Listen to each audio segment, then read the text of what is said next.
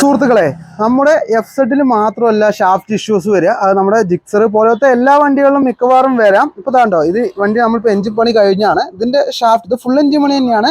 ഇതിന് ഷാഫ്റ്റും കൂടെ കംപ്ലൈൻറ്റ് ഉണ്ടായിരുന്നു. നിങ്ങൾക്ക് ജസ്റ്റ് നോക്കിയാൽ മനസ്സിലാവും. കാരണം എഞ്ചിൻ പണിയൊക്കെ എടുക്കുമ്പോൾ എഫ് സെഡിൽ മാത്രമേ ആ കംപ്ലൈൻറ്റ് വരുള്ളൂ വിചാരിച്ചിട്ട് അങ്ങനെ വിടണ്ട. നിങ്ങൾക്ക് ഈ ഷാഫ്റ്റിൻ്റെ ടീത്തുകളും നോക്കിയാൽ നിങ്ങൾക്ക് മനസ്സിലാവും.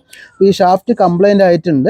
അപ്പോൾ ഞാൻ അതിൽ പറയാൻ ഉദ്ദേശിച്ച വേറൊരു കാര്യം എന്ന് പറയുന്നത്, ഷാഫ്റ്റ് മാറ്റിക്കഴിഞ്ഞാൽ നിർബന്ധമായും ശ്രദ്ധിക്കേണ്ട ഒരു കാര്യം പറയുന്നത്, ഒന്നില്ലെങ്കിൽ ചെയിൻ സ്പ്രോക്കറ്റ് മുഴുവനായിട്ടും ചേഞ്ച് ചെയ്യണം. ഇപ്പോൾ ചില വണ്ടികളിൽ ഇപ്പോൾ എഫ് സെഡ് പോലത്തെ വണ്ടികളൊക്കെ അതിന് വീലുകൾ സെപ്പറേറ്റ് വരുന്നുണ്ട്. മറ്റു ബ്രാൻഡുകളുടെ വണ്ടികളിലൊന്നും ആ വീലുകൾ സെപ്പറേറ്റ് വരുന്നില്ല. അപ്പോൾ ഒന്നില്ലെങ്കിൽ നിങ്ങൾ സ്പ്രോക്കറ്റ് മുഴുവനായിട്ടും ചേഞ്ച് ചെയ്യേണ്ടി വരും. കാരണം ഷാഫ്റ്റ് കംപ്ലൈന്റ് ആക്കിയ അതേ സ്പ്രോക്കറ്റ് നിങ്ങൾക്ക് രണ്ടാമത്തെ പ്രാവശ്യം പുതിയ ഷാഫ്റ്റിലേക്ക് ഇടാൻ പറ്റില്ല. ജിക്സറിൽ ഒരു ടിപ്പ് എന്ന് പറയുന്നത്, ഇത് എഫ് സെഡിന്റെ ഫ്രണ്ട് സ്പ്രോക്കറ്റ് ആണ്. 189 രൂപ ഇതിന് വില വരുന്നുള്ളൂ.